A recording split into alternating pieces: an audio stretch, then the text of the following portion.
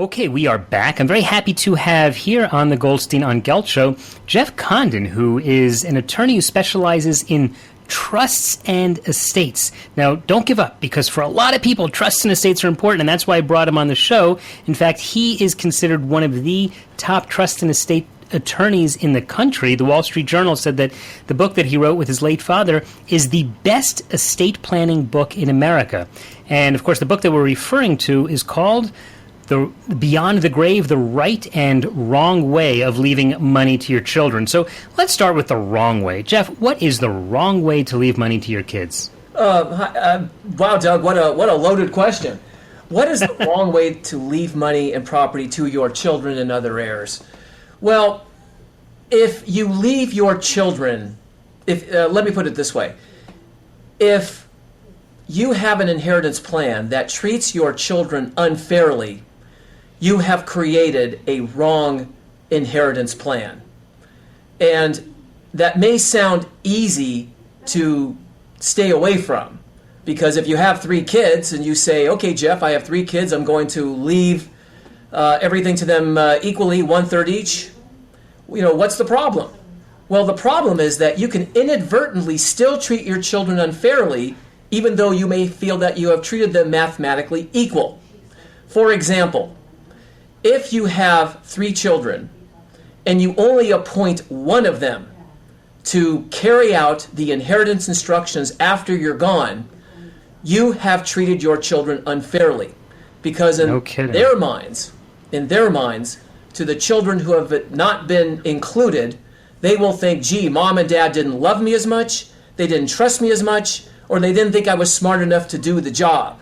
So unless you have a compelling reason to not appoint all of your children as your after-death agents to carry out your inheritance plan, name all your kids. Okay, let's talk about that a little bit, because I do have a good reason not to do that. No, I'm not talking about me personally, but in general. In my day job, Jeff, I'm a financial advisor. I sit in Israel, and I work with people mostly who live here, but they have U.S. brokerage and IRA accounts and assets in the United States. And I've found, when unfortunately clients die, that it's easier to deal with just one executor rather than 3. And it just from and when things are easy, it's easier for the financial firms to deal with it, and therefore the orders get carried out quicker. Does this create a real problem? It really depends on your school of thought, because Doug, the vein that you have talked about is that of efficiency. It's too many cooks spoil the broth. It's easier to deal with one. It's easier to get signatures of one of the after-death agents than to get all of them. So I absolutely see that point. But what people often fail to remember is that when they die, their children are no longer their children. They're just people dividing money. And when that happens, family loyalty goes out the window, and it's a whole new ball game. And never more does this arise than in this power arena. It's not an unequal sharing of money, it's an unequal sharing of power. Because if that power is not shared equally, I promise you, you will have likely destroyed the relationships between your kids. So what I say is, yeah, efficiency is great, but at the cost of of family cohesiveness and togetherness. Sure, it may take an extra hassle. It may be an extra hassle to get signatures of everybody, but that can be alleviated by modern technology, by fax, by email, by what have you. So it may be take a little bit more time, and it may require some more effort, but ultimately, in my view at least, that effort is worth it in order to keep the family together and preserve family harmony. This is very interesting. I'm very happy we're having this discussion, because oftentimes I tell people, your lawyer is going to tell you what to do, and I do not give legal advice because I'm a financial advisor, but I'll even bring in my office manager to the meeting because she's the one who actually handles the affairs after a client dies, and I'll say, tell me what you're thinking, and we'll tell you what actually has to be done, what the work is that the financial institution has to do after someone dies, because the lawyers are the ones who do it before you die and make the plan. So it's just interesting, I think, our discussion to see that there really are different ways of looking at it. One of them is what's the most convenient, and one of them is maybe what's the most legally correct way to do it. Jeff, tell me, what's the problem if one kid has more power if he divides the money equally? When you name that one child as that after-death agent, in the United States, that person is called the successor trustee, the one who is charged with carrying out the instructions. When you give that child, that one out of 3, or even 2 out of 3, or 2 out of 4, you are giving those in-power children a lot of power, because those children have the power to decide what attorneys are going to be used, what accountants will be used, when will the distribution of the inheritance take place, and what each share of the inheritance will be.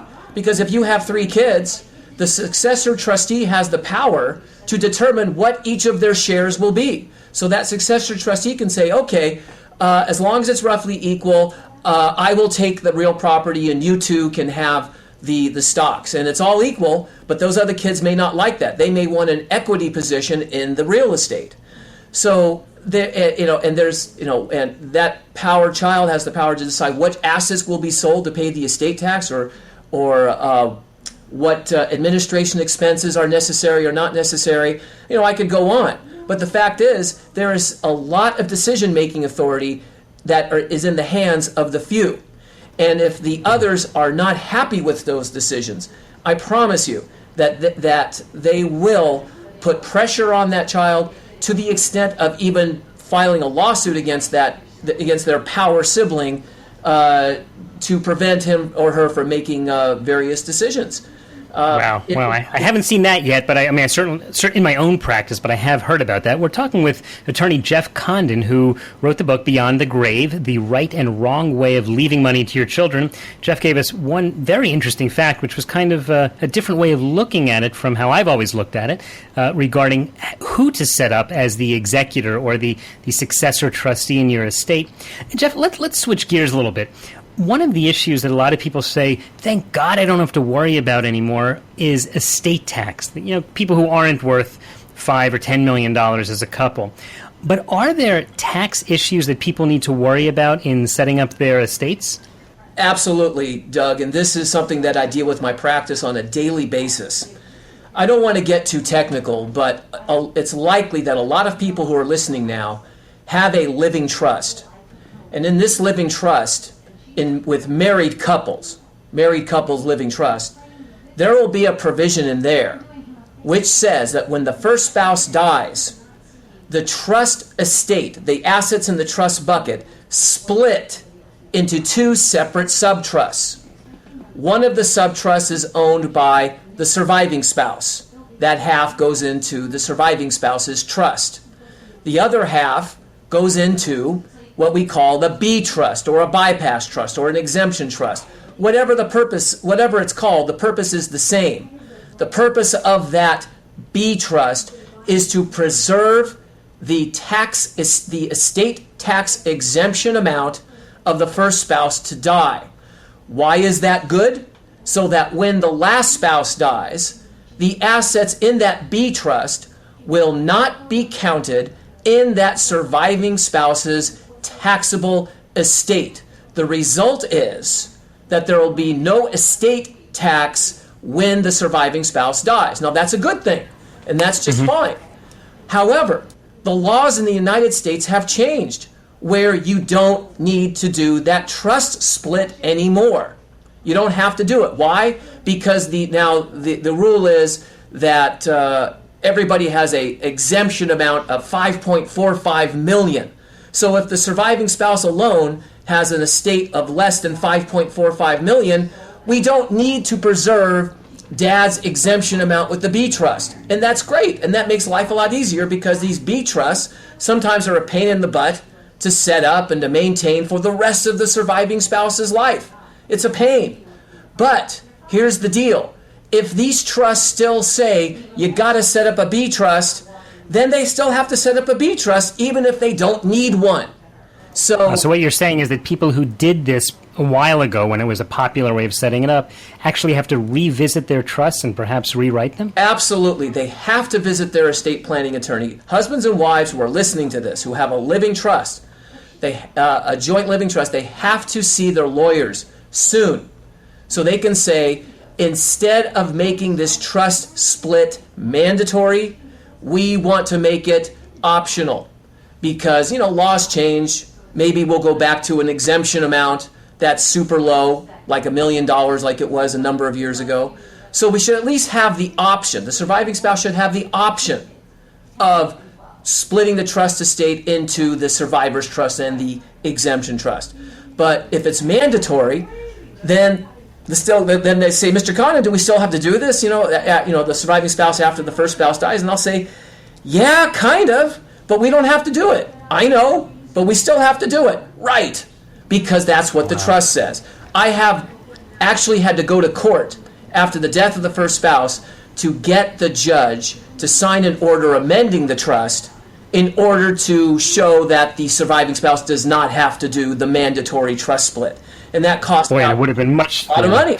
So go to your... Would have been much easier if they just dealt with it while everyone was still alive and straightened up the trust in the document. A living trust, like you're describing, is a great document for a lot of people, but I think it's important that everyone, from time to time, and according to what you're saying now, Jeff, people have to take the time and review it because things do change and they really have to make sure they're up to date.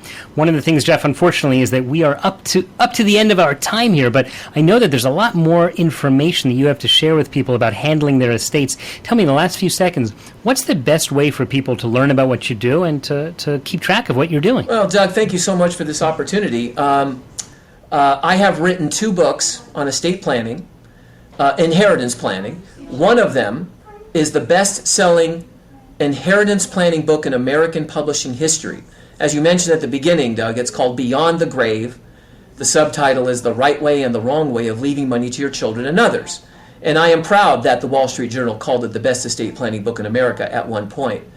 And the other book, which came out in January of 2016, so it's still relatively new, is called The Living Trust Advisor. Everything you and your financial planner need to know about your living trust. And you can look up both, and people can look up both those books on Amazon, of course, and on any other book-selling website. My personal website is www.condonandcondon.net. That's CONDONANDCONDON.net. And if people want, they can ask me questions. I do not charge to answer brief questions over the phone or by email. And I invite people to take advantage of the opportunity to talk to a lawyer for free. There's no catch. I know it's hard to believe, but there's no catch. And Doug, I just want to say that I think that your show is excellent. This is not puffing you up. This is not buttering you up. I've got the gig. But I've looked at your YouTube site, and I've really found your interviews terrific. You're a really good interviewer. And also, I think the name Goldstein on Gelt is probably the cutest name for a show I've ever... and I've been on a lot of shows. I've been on all kinds of shows. That's terrific. It's real Borscht Belt. And I love Borscht Belt humor. So, good job on that, Doug. I really appreciate that. Jeff Condon, thanks so much for taking the time. We'll put links to all of that at the show notes of today's show at goldsteinongelt.com. Thanks again. Thank you. Thank you.